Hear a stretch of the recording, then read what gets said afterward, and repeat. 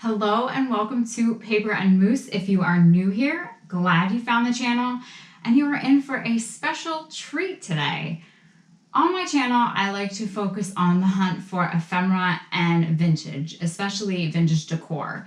My true love is paper, researching, collecting, and reselling ephemera. So that includes postcards, photographs, newspaper articles, scrapbooks, anything that is made from paper. What I like to do with the paper that I find is not only resell it, but also research it. Sometimes I delve deep into the history of the paper, and lately I've been feeling that sometimes paper just needs to tell its own story. So I'm going to be starting a new playlist, I guess you can say, for the channel of ephemera that I come across that just tells a story, whether it's a weird story, an interesting story, a sad story, just something that was so neat in the past that they had to put it in a newspaper, write it down in a letter, or jot a little note. And I'm just going to let the story tell itself. So for today, we're going to go way back, not too far back, but to the 1960s. And if you ever wondered what communism and vintage dolls have in common, then stay tuned because you are about to find out.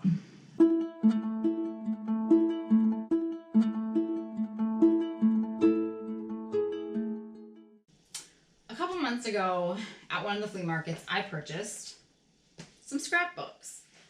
In the scrapbooks, there were an assortment of cards, letters, and clippings from papers, catalogs, things like that. I was going through it the other day and I stumbled across quite an interesting newspaper article. And I thought, you know what?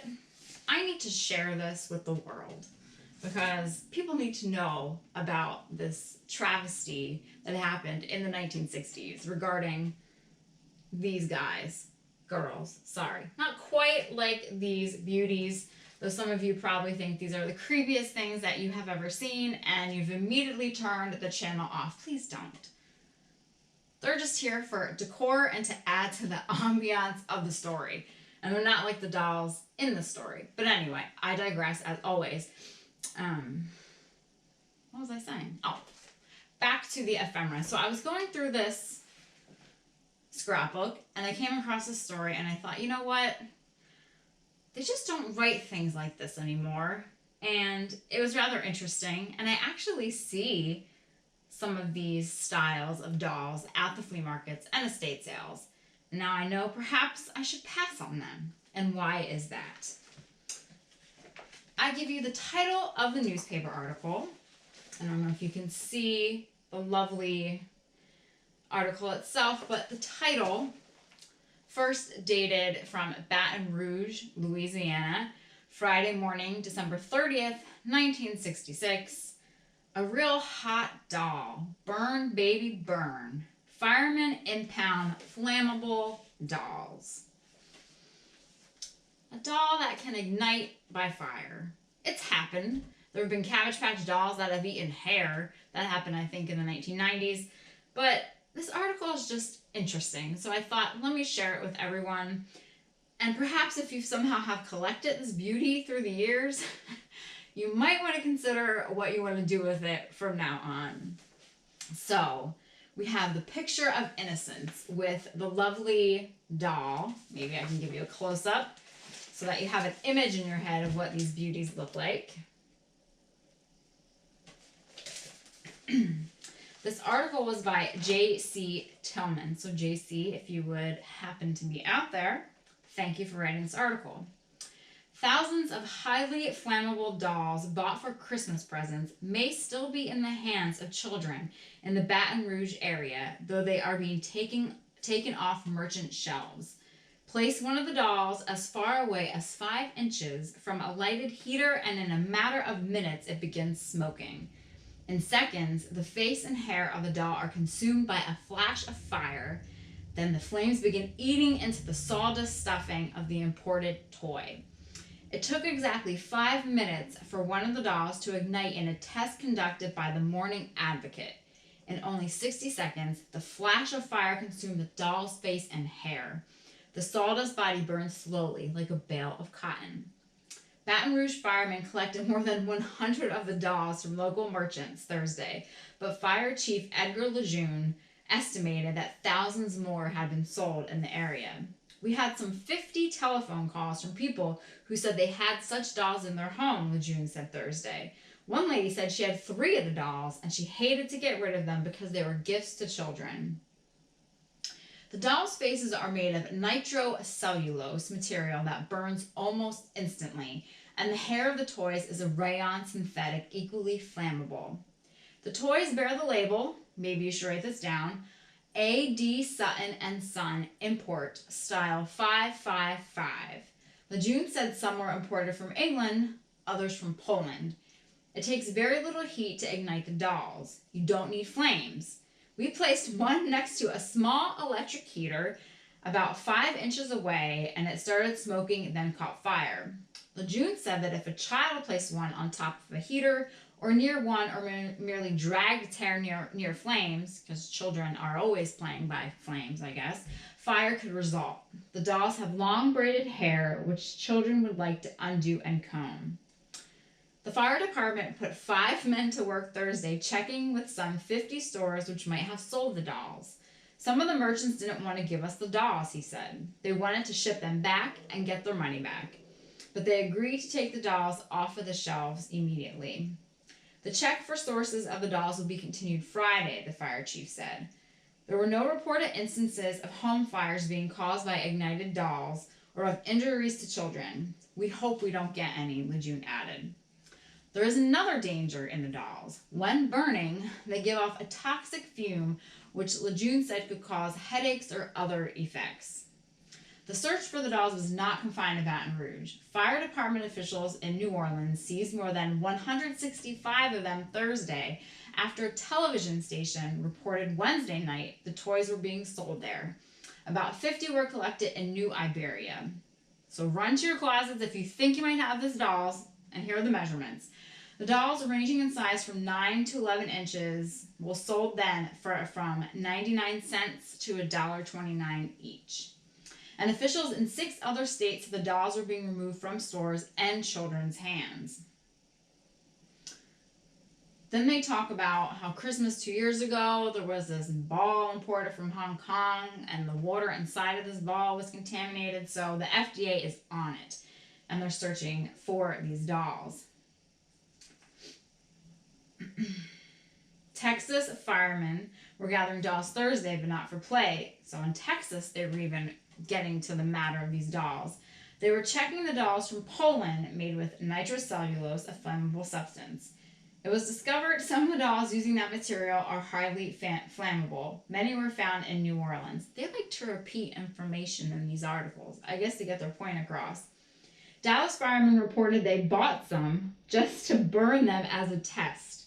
Then they went around asking merchants not to sell them, a spokesman said.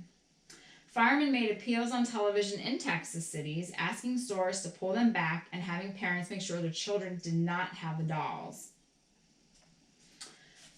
They show a picture, you can't really see it that great now, that they did of a test with the doll in front of a heater. So you can kind of see the progression. Like Smokey the Bear. Don't play with forest fires.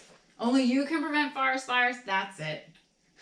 Only you can prevent flammable dolls or flaming dolls.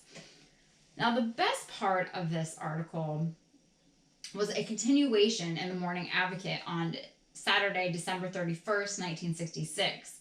That has the government action taken to remove flammable dolls from the store. So the government gets involved, of course. And they talk about the FDA said it has received no reports of injuries involving the dolls, but added they have been distributed nationally. The agency had no figures on the number that had reached retail outlets. They again talk about the doll size.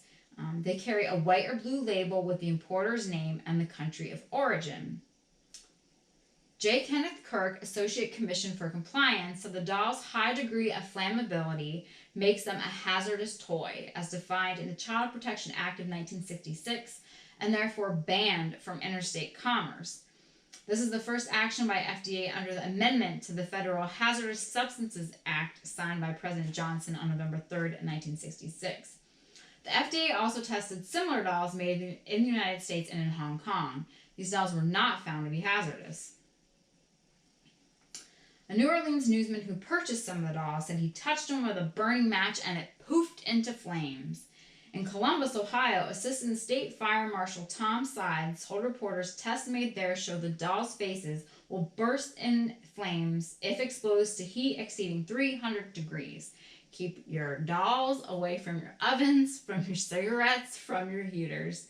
The dolls, imported from Poland, were bought for Christmas gifts for thousands of little girls.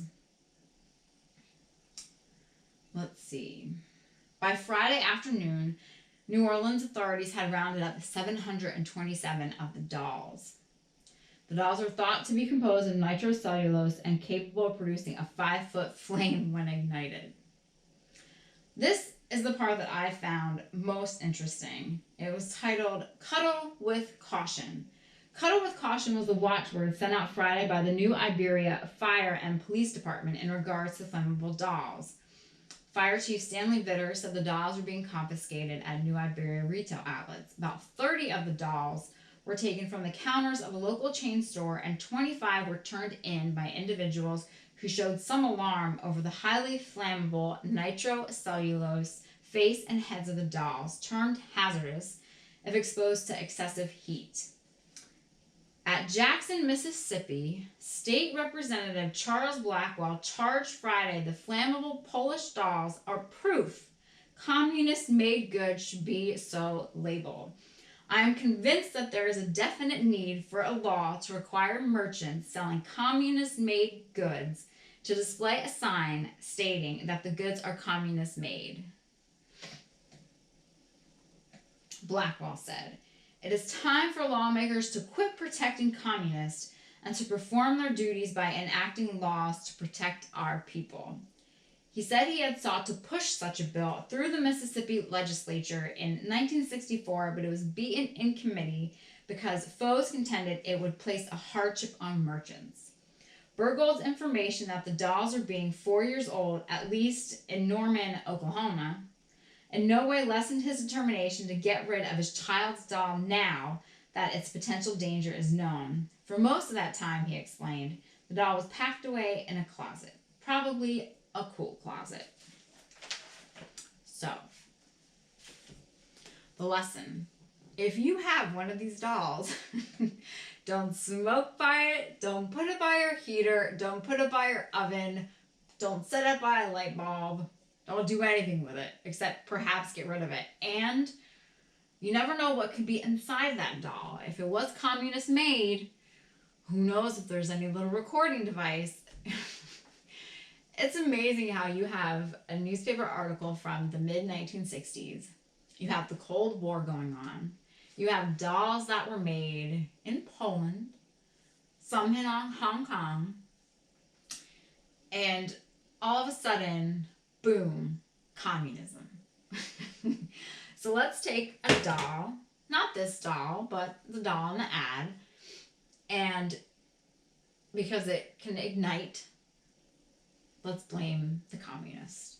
Why not? As I always say, it's just interesting to see the history of the times and things that were going on, even in regards to a child's toy. Of course, having a flammable toy is a concern.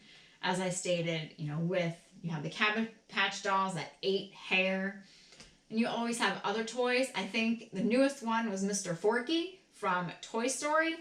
That was pulled off of the shelves for some problems with it, causing it was a choking hazard to little kids. So now there was a huge demand, I think, on eBay or on online selling communities to get a Mr. Forky, much like the Cabbage Patch dolls, which I'm pretty sure you cannot sell online at all because of the ban on them. But even back then, of course, children's lives are a concern. It's just interesting to see how stories were spun to kind of correlate with what was going on in the world during that time. So yes, if you have any of those dolls made by, what was it again? The D. Sutton and Son Import Style 555 doll. I believe it was a red or blue label with a cute little face, such as that, with the pigtails. I don't think you can get your money back at this point. I'm not sure if you go to the store that it was purchased at, if you still have your receipt, if you'll get your money back. But if you need a copy of this article to prove it, I'd be more than happy to give it to you. Just so neat what people saved in their scrapbooks. This, has Valentine's, other ads. Are your legs in shape for beach suit season? Hey.